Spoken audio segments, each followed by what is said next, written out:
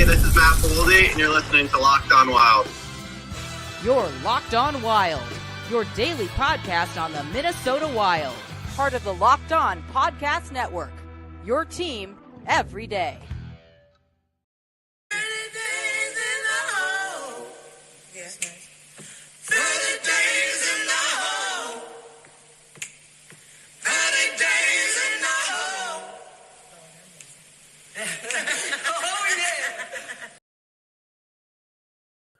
All right, everybody, that can only mean one thing as it is time for yet another exciting show with Denny here this evening.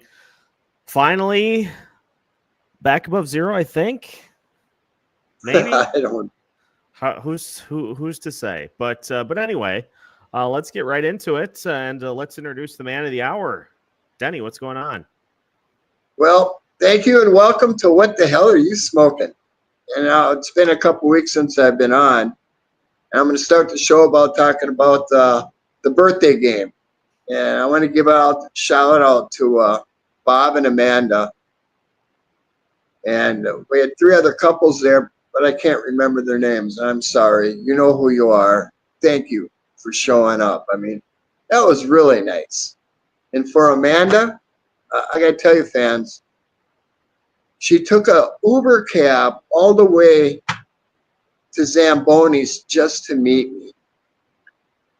And, you know, that's $45. And I had planned on giving out a ticket to somebody. Well, I gave it to Amanda. She wasn't even going to the game. She just wanted to come meet me. And so I bestowed upon her a ticket to the game, and we watched it together. And it's cool as hell. It really was. And Bob, thank you so much. And to all the rest of the couples, I'm sorry I forget your name, but you know, I'm having a problem remembering stuff today. And I'm starting to show everything I have is written down, so I can't forget it. But that's just the way it is. Age is getting to 'em. And I'm going to start the show for everybody who watched the Islanders game. What kind of offensive system do they use?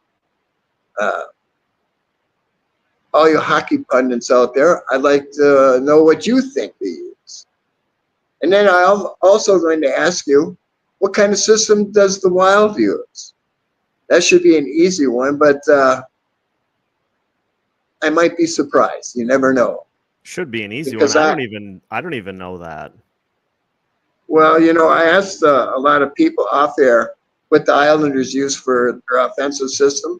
Not one got it right. I couldn't believe it. Not one. So it's not a tricky question either. But if you got an idea, you know what it is, shoot a message to us. Let me know. All right? And now, Matt Boldy, who has really taken off in the games, has been very engaged. And, you know, his games leading up to it weren't that good. Was not engaged in hockey, even though he scored some goals. He's so much better. You know, Matt Boldy is a top 50 player in the world.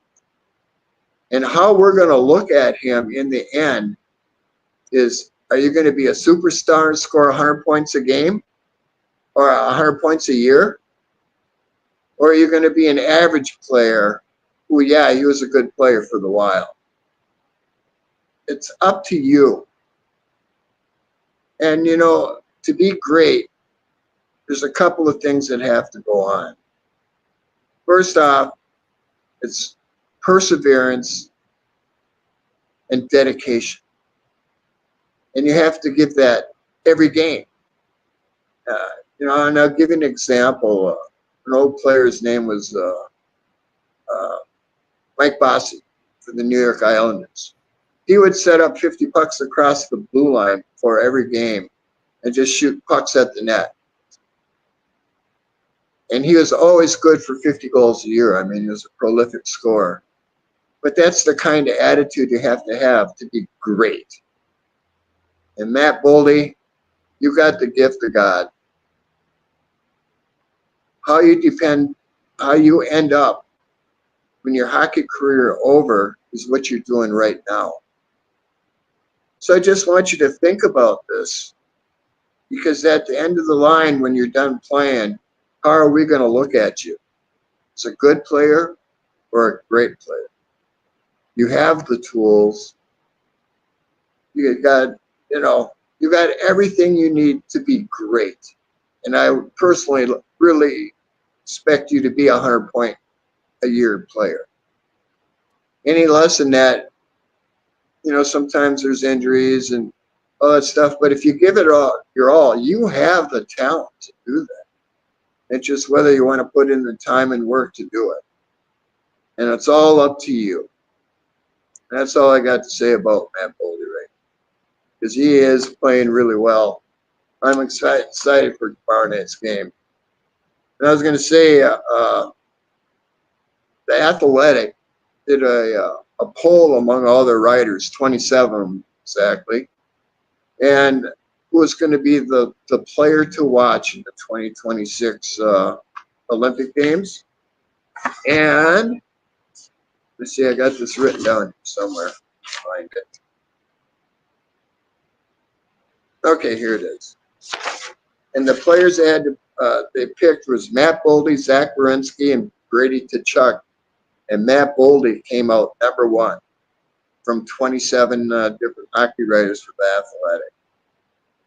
That's pretty impressive. We'll see, but right now, that's where they got him for the upcoming Olympics. Now, I want to get to Hartman and the things that I see and things that really should be done. Hartman got a 10-game suspension, rightfully so. But you have to look at what, it's just not Hartman. Every team is going through this stuff. And that's because the refs are not calling the games. And this has happened a few times in the last 50 years, 60 years I've been watching hockey. I've seen this cycle before. And just to give you an example, Rafi Torres, 2015, got 41-game suspension for a stick swing. Todd Bertuzzi got 33 games for a sucker punch. Chris Simon got 25 games for a stick swing, then came right back out and got 33 games for a leg stomp. I think they banned him after that. And then Marty McSorley got 23 games for a stick swing.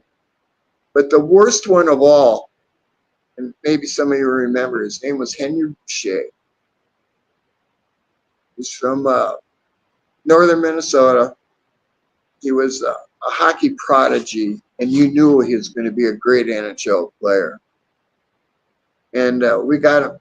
He was picked by Detroit. We traded for him, and he really was a great player. And in a game against Boston, Dave Forbes drove his stick through his eye. Now, what kind of play is that? And you know what he got for it? A 10-game suspension.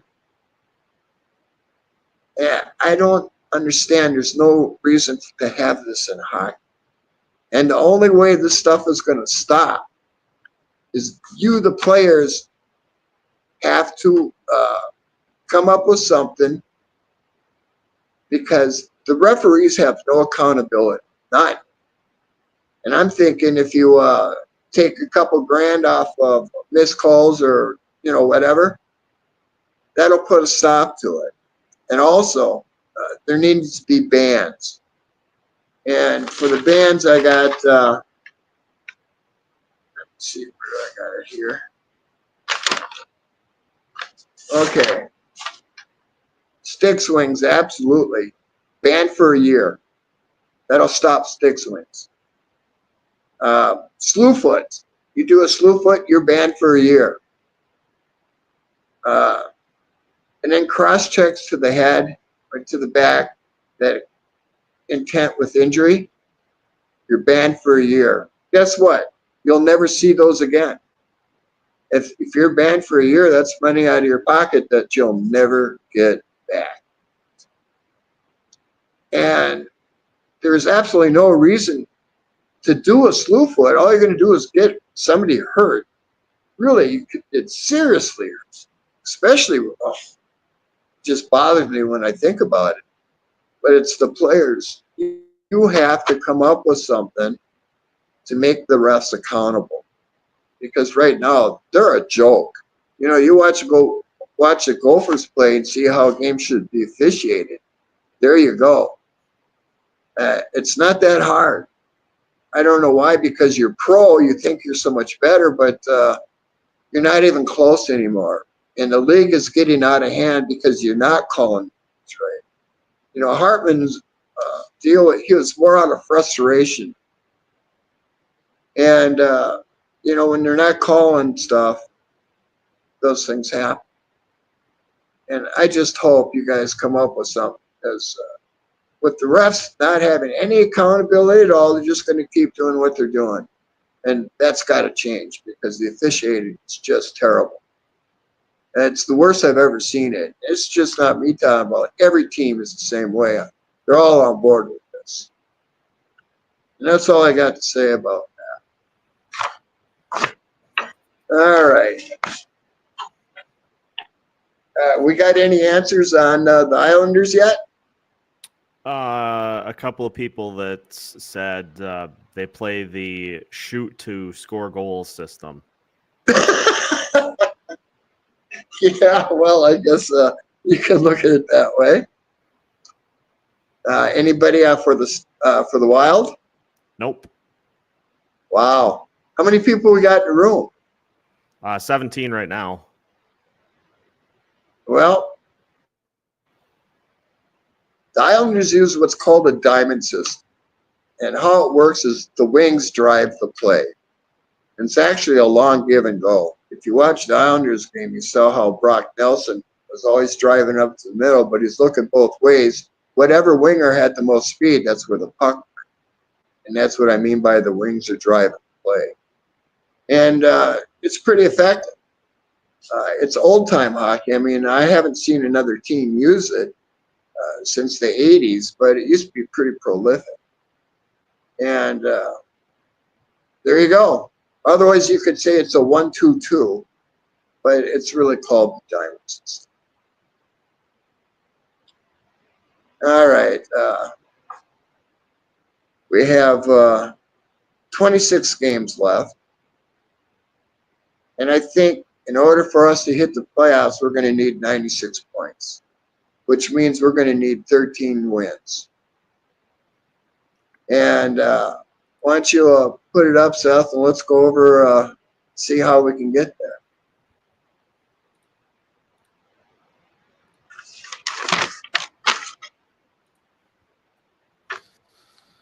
Let me blow this up a little bit.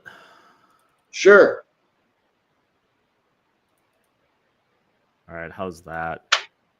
There we go. And That works fine. We'll just go a little bit at a time. So first game back, and by the way, for the listeners, I did record a crossover with one half of the Locked On Red Wings podcast for tomorrow.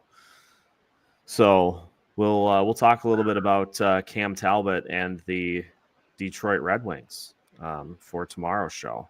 So that should be fun. There you go. Yeah. Home and home against the Red Wings. I think you got to split here. At least. Have to. So that's one. So you figure one in those two games. Then you got at Utah and at Colorado back to back. Oh, ick. One win there. Yeah, split there. So that's 2 out of the first 4. Then Boston at home. That's a win. That should be a win. Yep. So that's 3. Seattle on the road should be a win. Seattle is hideous. Yeah, they're not playing real well right now. Vancouver is a loss. Going in the wrong direction. They're still a good hockey team. Oh, yeah, true. Elias Pettersson just went the entire Four Nations tournament without a point. He's the new Marcus Johansson. Well, there's stuff going on in Vancouver. I don't know what it is, but they are not happy up there. Heavy drama. So let's just say, so we're at 1, 2, 3. Do we play them home or in Vancouver? They're on the road. Well, I'm picking the Wild then. Okay. So that's 1, 2, 3. That's 5. Then Pittsburgh at home on the 9th, right after the trade deadline. I'm taking Minnesota over Pittsburgh.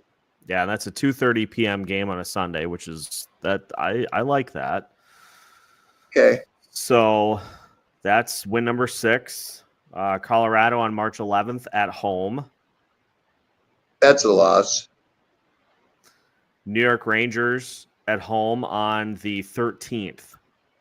That's a loss. So we're still stuck at 6. St. Louis Blues at home on the 15th. That's a win. So there's number 7. Los Angeles Kings on Monday, the 17th of March at home. That's a loss. Seattle at home on the 19th. That's a win. So there's 8. Buffalo at home on the 22nd.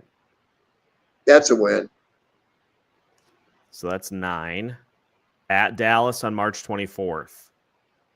That's a loss. Home against Vegas on the 25th.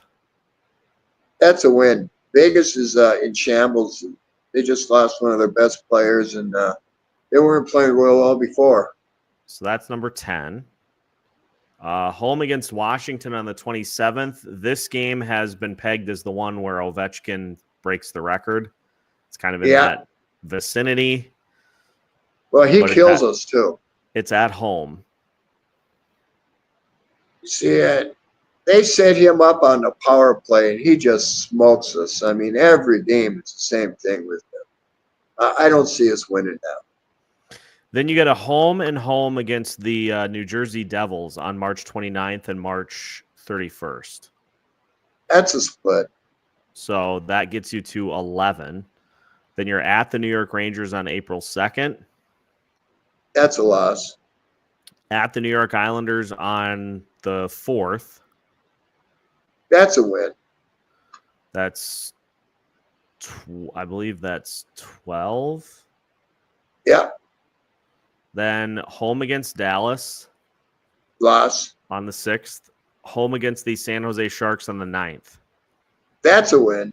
So there's your 13 with 3 games to spare. How many games? Wow.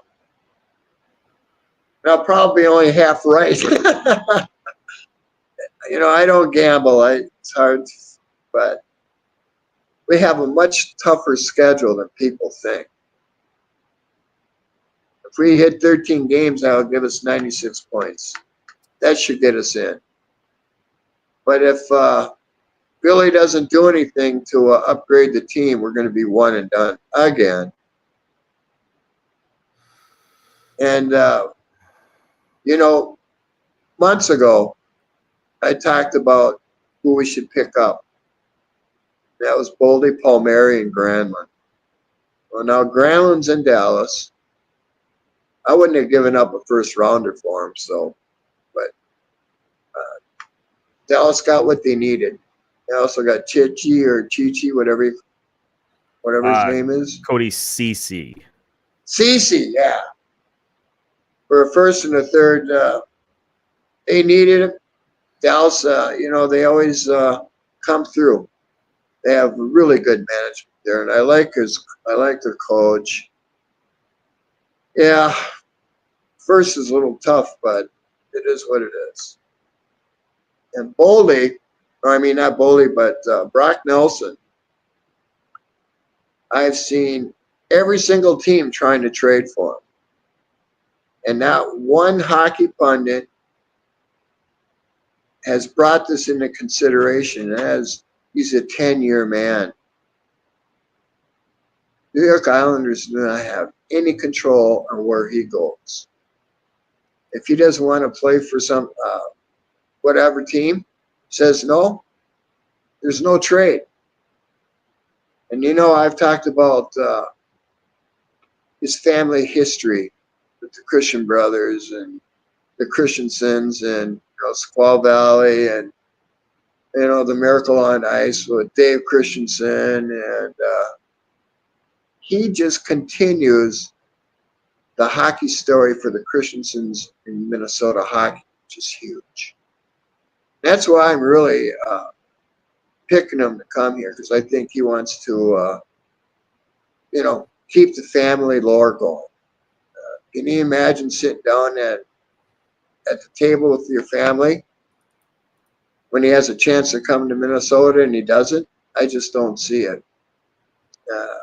There's too much pride for him not to come back home to play.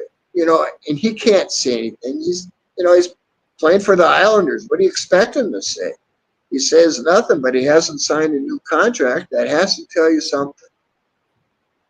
And Billy's got to make it happen. I know a lot of people, nobody likes him, but he absolutely addresses a need. We need a second line center. Because with him as second line center, that drops Eck down to third line. Now we got a team that can play for the cup. We're not a one and done. But without him, we're a little short. We're a couple players short. We got Z Boehm coming. Maybe Trav knows how much longer do the playoffs go out. How's it looking? Is Trav on tonight? No, I have not seen him yet. But Okay. I could probably find that info. Yeah, why don't you? I know they just beat North Dakota 4-0, and he got suspended a game for fighting at the end of the game. But, and he's going to be a big help. Like I have said before, our defensive six is very strong. And I firmly believe Jurasek, when the playoffs hit, he'll be up here. And I got Jurasek playing with Brodeen. I got Spurgeon playing with Steve. And, of course, Faber Middleton up on top. That's one strong six. Jurasek brings something that nobody has. He's got one of the hardest shots. It's a heavy shot. For all you hockey people out there, when you hear a puck hit the board from a slap shot, you know who it is already. He's got that kind of shot, and it's extremely accurate. And when you look at what he brings to the table, and his skating's getting better. I mean, it wasn't bad skating. It's not top-notch yet, but like I have talked about before, he's growing into his body. He's just a kid, but he's a big kid. And I can't wait. I can't wait for the playoffs to watch him, because I know Jurasek and Z Boya will be here. And let's hope Billy makes a deal for Brock, because we really need him. We could really use Palmieri too, but we'll see what happens. But I'm absolutely, I'm still all in Brock Nelson coming home. It only makes sense. And it makes the Wild so much deeper. We'll see what Billy does. We got any questions tonight? Trav just popped in, but I found the Frozen Four start. The Frozen Four is April 10th.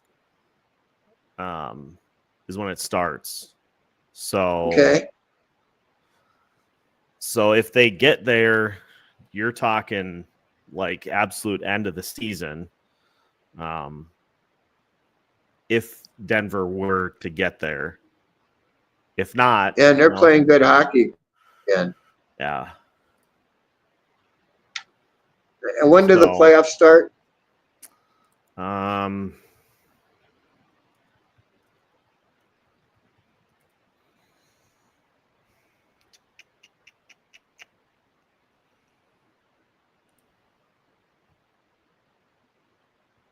Oh, can you give me something that just makes it all right? So Trav said NCAA championship game is April 12th. Okay. How many games we got between April 12th and playoffs? I'm 10? guessing like, oh yeah, one. One game? Yep. Oh, Jesus. So if they make the national championship game, the final game of the season is April 15th against Anaheim. It'd be just like with Brock Faber. What do you have, 2 games? Yeah, 1 or 2. Yeah. Well, my thoughts on Steve William. He's only getting better. I've only got to watch him twice this year, which is sad, but that's the way it is. But his game is improving. He's closing his gaps faster than he was last year.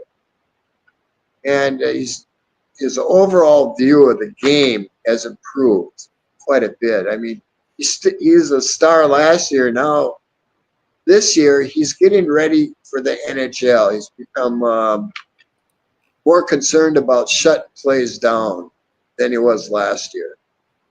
And that's really about all I could say about him. I've only watched 2 games. Maybe Trav has some input on where you think Zeev is at.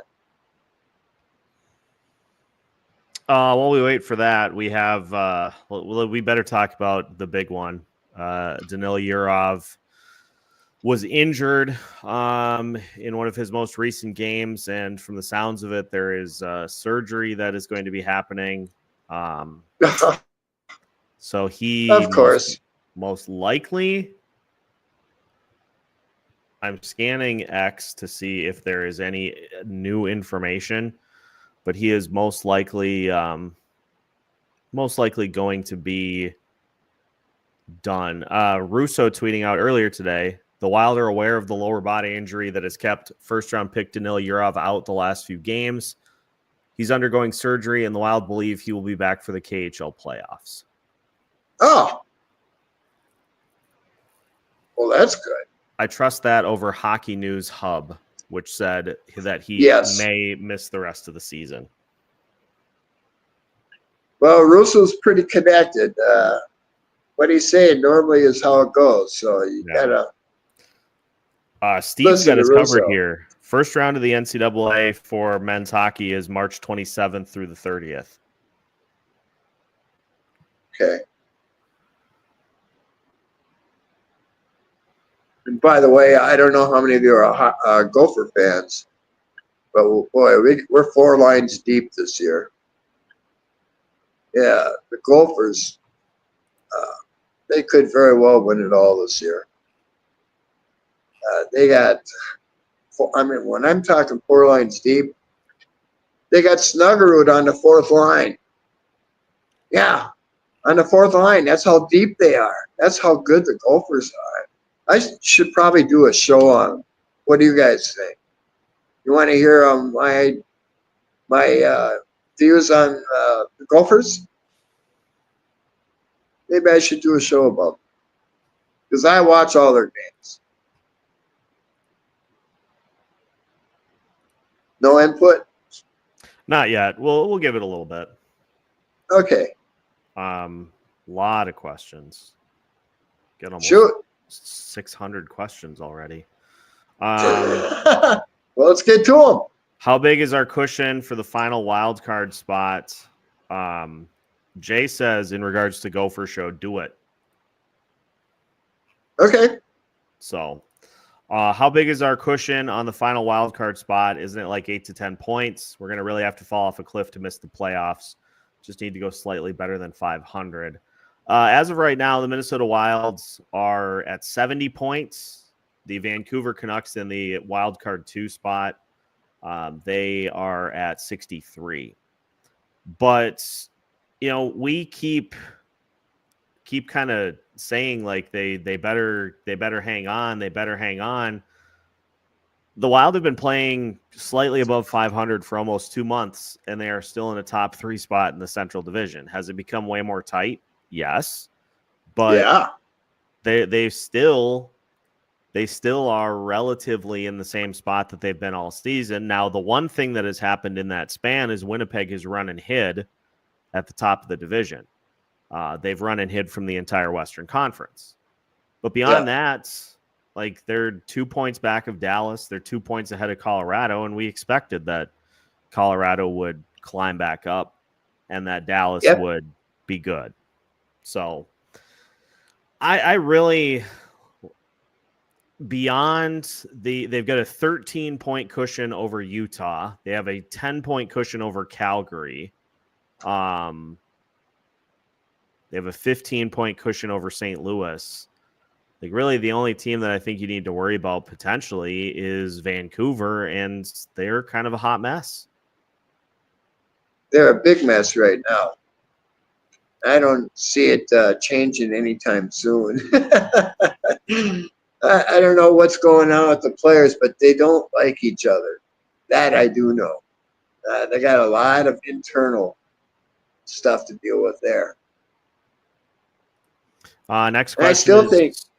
Oh, sorry. Go ahead. I was going to say, I really think it's going to take 96 points to get in. That's 500 hockey, 13 wins. Yeah. Or 11 wins and 2 overtimes. Any way you look at it. Which is probably more likely. Yeah. Do we prefer the Jets, the Knights, or the Oilers in the postseason? I always say, be careful what you wish for. We got to beat them all. You know, the whole thing is we got to win 16 games in the playoffs, period. We got to beat them all. Doesn't matter.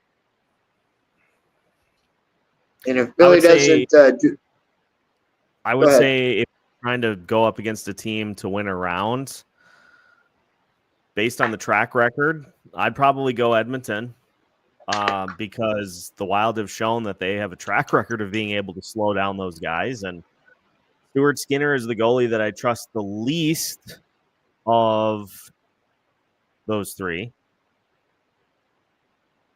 Good point. And they are a little weak on defense. That's their whole team, their team construction. Their bottom 2 are not very good, but their top 2 are the best. So it kind of evens out.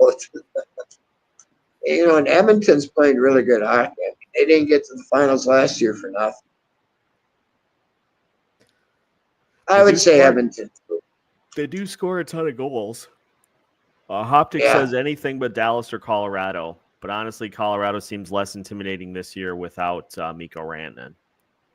That's a good point. Well, not only Rantanen, but they have bottom 6 depth problems. And that's what killed them last year, and it's killing them this year. And plus,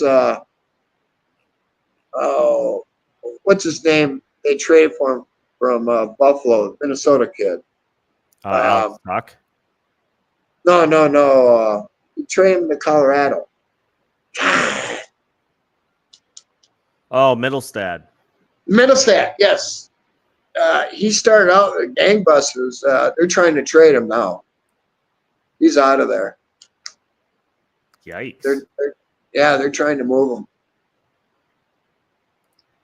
Yeah, Colorado just doesn't have the depth that it used to. That's what happens when you play your top players a million more than you should, because then your bottom 6, all you have are $1 million players, and they have a hard time finding entry-level people that are good enough to play. Just the way it is. We have the same problem. Every team does, because they're all constructed the same way, basically. You got your top stars who get all the money, and your bottom 6 are all entry-level contracts that are very close to it. And just finding the depth to make it work. As you can see, our bottom 6 isn't that good. Our fourth line, but Murat is playing better. And I said before we should give him some more time to see what we got with him. And since then, he's been playing better. I don't agree with Hines on how he uses time management. No, his fourth line, 7-8 minutes a game is terrible. Should never be less than 10. It should be around 13 for the fourth line. And 7-8 minutes, it hurts the team and it hurts the players. And I wish he would change. Next question.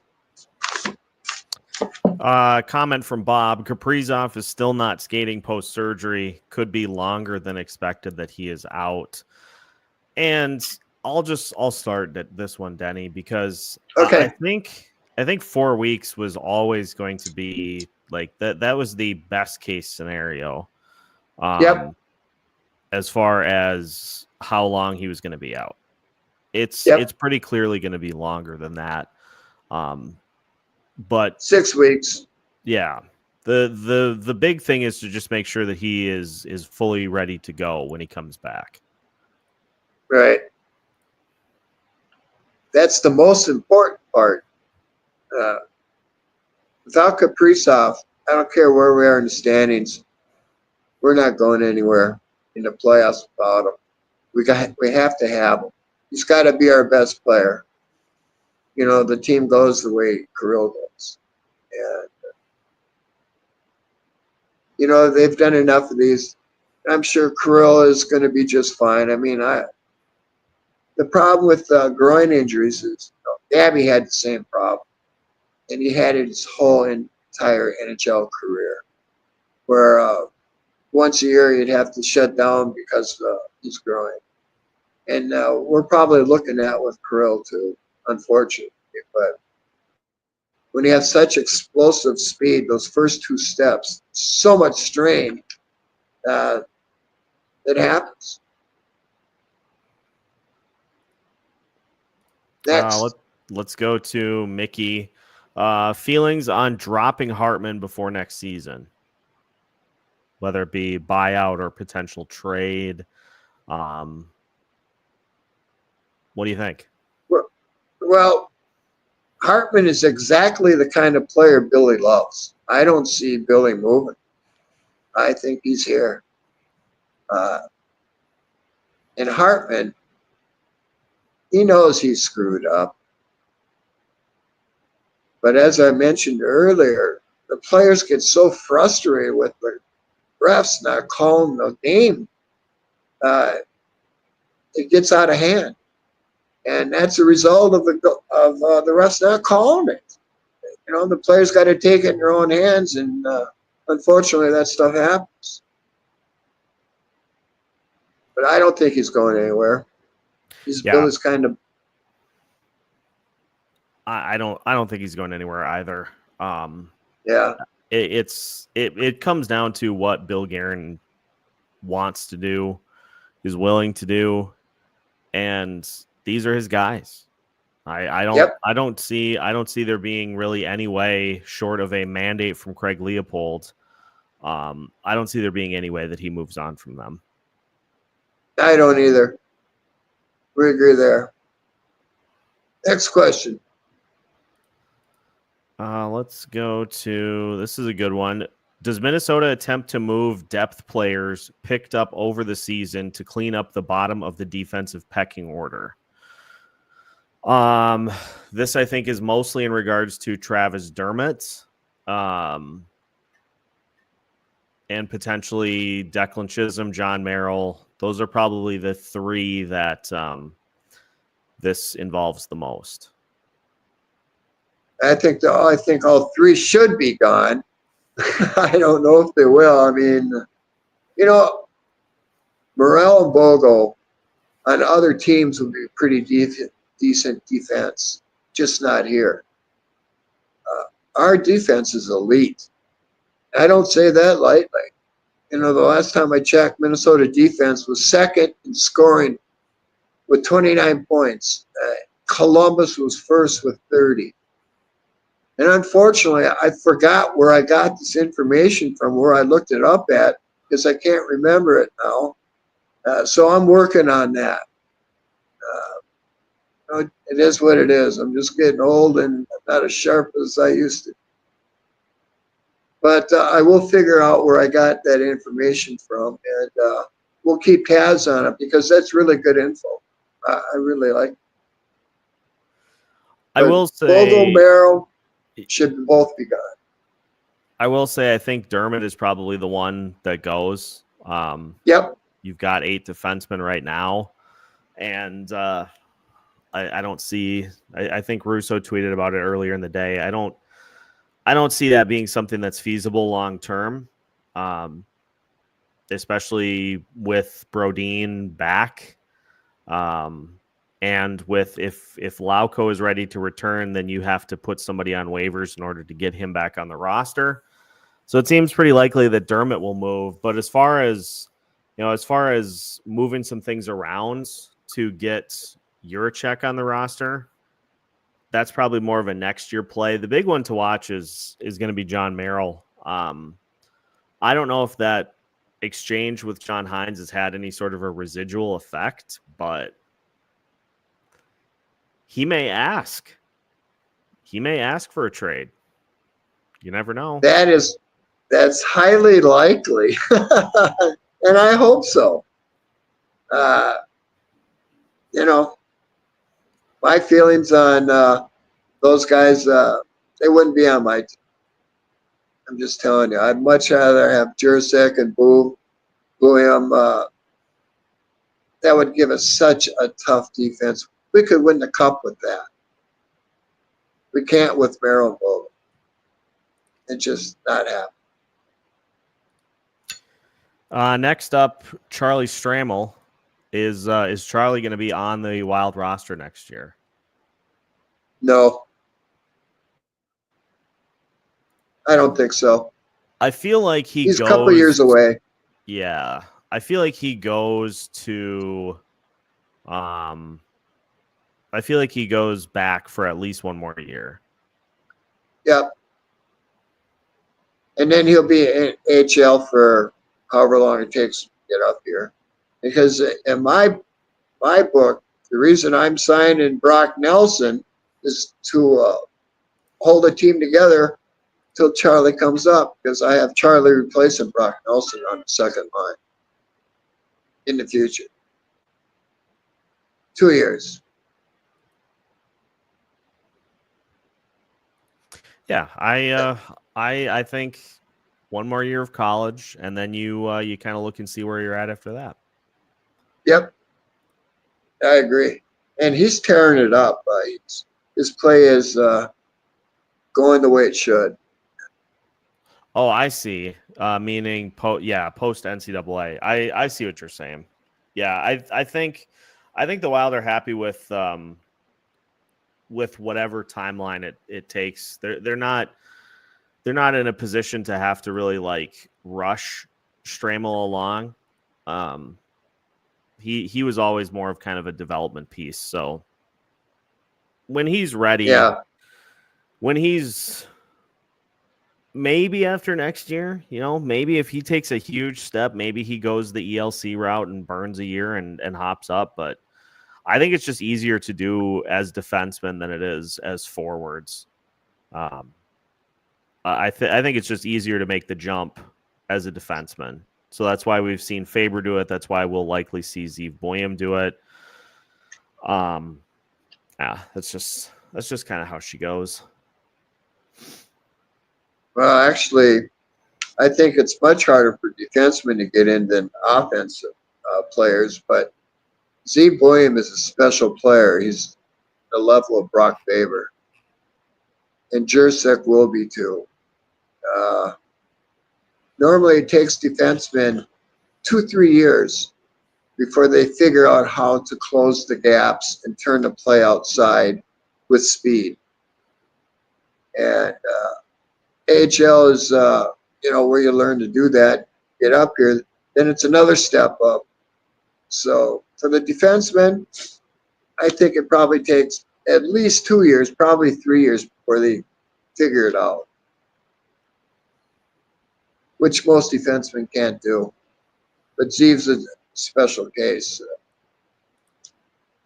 He's going to be with us for a very long time.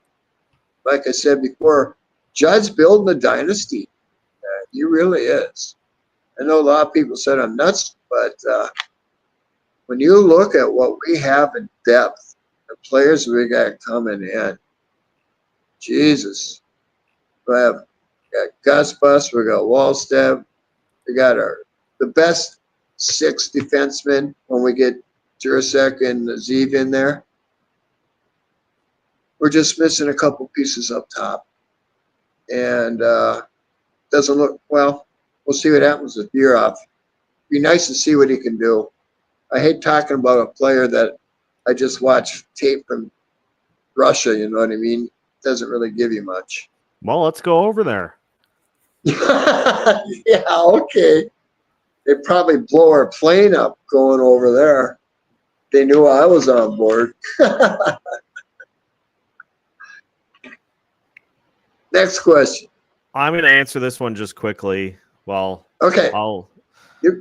Any word on Hartman's appeal? I have heard literally nothing. And it evidently happened last week on Friday. And I haven't heard a peep. So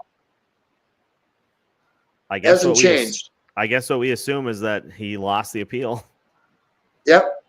Yeah, there hasn't been a word about it, but that's 10-game suspension is still there. Yeah. How many games does how many have we played since he got suspended? 3? So it was in the Ottawa game. So Yep. played 3. Yep. So we got 2 weeks yet for Hartman's back. His first game back will be March 9th against Pittsburgh at home. And I can pretty much guarantee you he'll be on the 4th line that game. Yeah, he should be. He should be. But, I really believe Billy's going to make the move. He's going to get Brock Nelson. His in that drops Zach down the 3rd line center, which gives us a very good chance of going for the cup because we'll have the depth. And, I know everybody doesn't think that's happening, but I do, as I've talked about. It's going to happen. Next question. Next one's from Nathan. Iowa's a mess. What do you do to get things on track down there? Well, I'm not impressed with the coach. I wasn't impressed with him when he was here. I think he's in over his head down there. I really do. We have too much talent down there for them playing like they are. And I think we need to get a new coach, period. Clean just isn't doing it. Didn't do it last year. It's not doing it this year. Because they are a mess. God. Next question. They are a mess, and they are very, very young. Yes. Very young. Well, let's go to Bob. Back on 4 Nations that thought the USA power play looked like the Wild's. Totally anemic. Well, I did see some play starting and developing from behind the net, which is a good sign. Maybe they listened to me and got to review some old Edmonton tapes because it's a deadly. It's very hard to stop if you do it right. And I wish the Wild would at least give it a shot because they can't play any worse than they are. Our power play is, you're right, it's anemic. It needs help. We got the players. I don't know what kind of system they're using. They pass around, look for the perfect pass, tic-tac-toe. My thought is shoot the puck on net, create chaos in front of the net, score a goal. Because all defenses just pack it in. That's the best way to do it, but we'll see. What are your thoughts? I think I think a lot of it stems from just being too rigid. You got to be fluid. You got to move the puck around. If you try to just park in one spot and rip one timers, that's something you obviously have to mix in. But if you just sit in one spot and expect that you're going to be able to beat a goalie, you're not going to. Like, you got to move around. You got to change the sight lines. Got to get people moving out of position, and then you pounce. There you go. I like that attitude. They got to be much more aggressive. Period. They're a lackadaisical, and just passing the puck around to look for the open shot. Got to do more than that. Got to skate, circle. We've gone over this 100 times. Their play just hasn't changed. It's beyond me why. Because it should. Next question.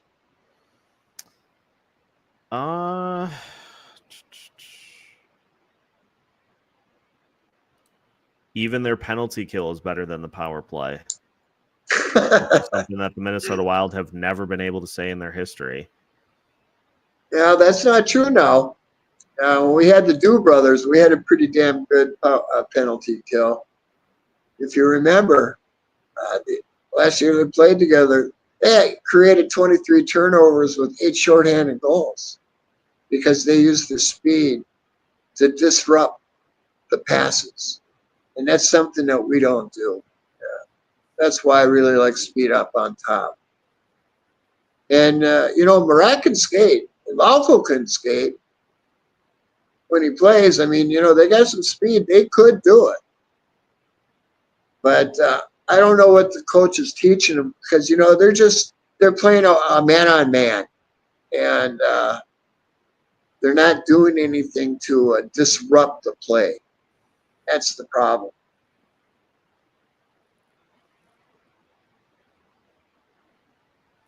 Next. Bob said, I like the Gretzky office because the goal is get the puck down in, not always out to the point where it can jump a stick, hit a nick in the dasher, bump the glass, stanchion, and then it's regroup. Get the puck down in.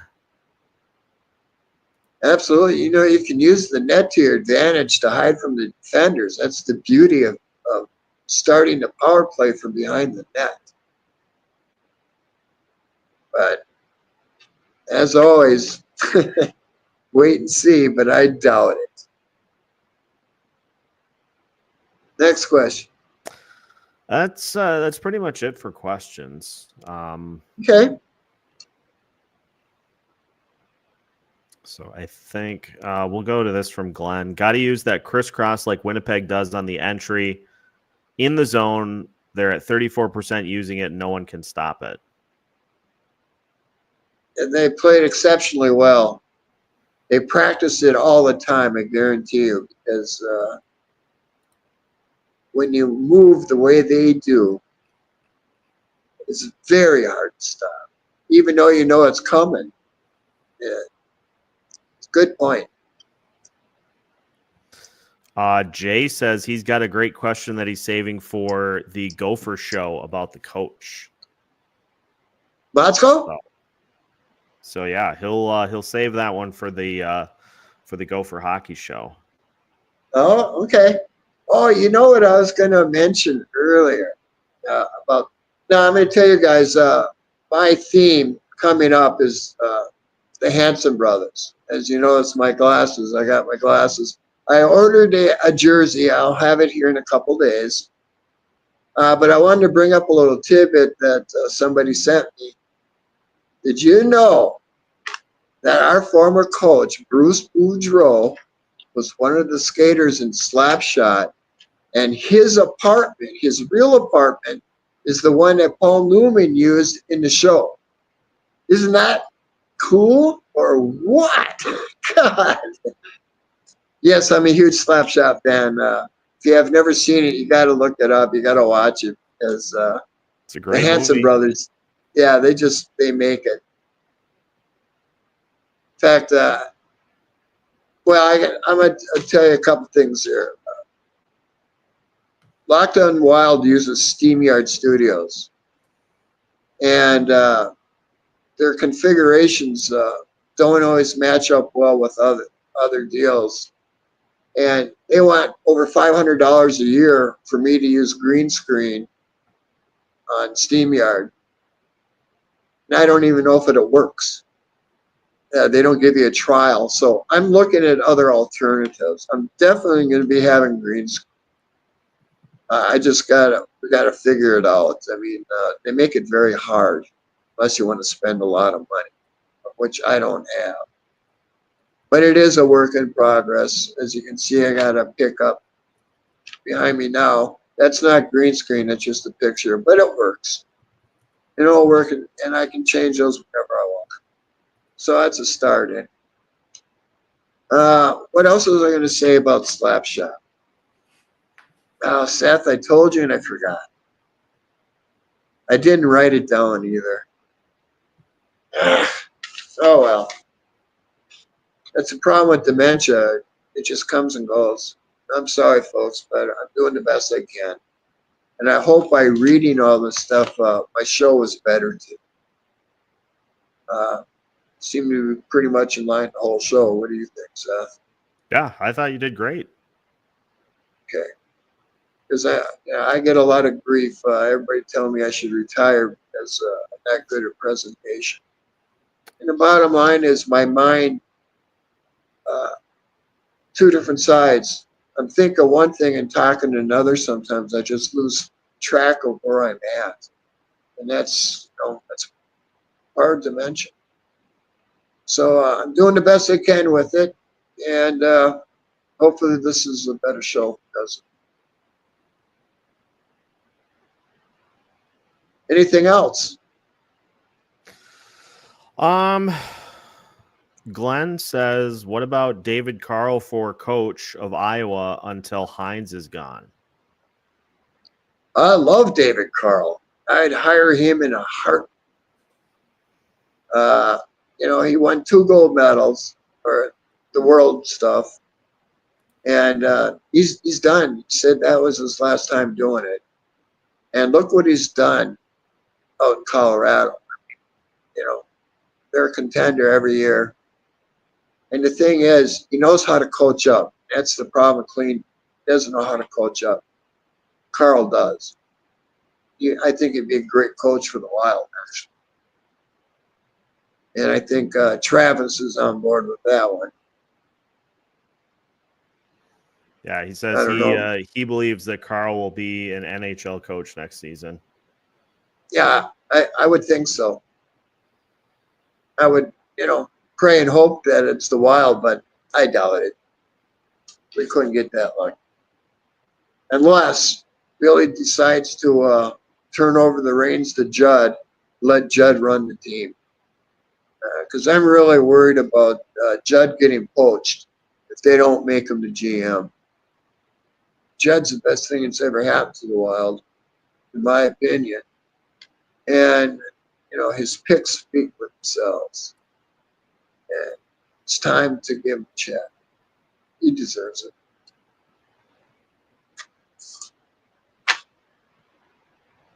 Well, I think that's the end of the show for today, folks. I hope you enjoyed it. I always appreciate that you take time out to listen, ramble on about hockey, but it's pretty cool. See you Sunday.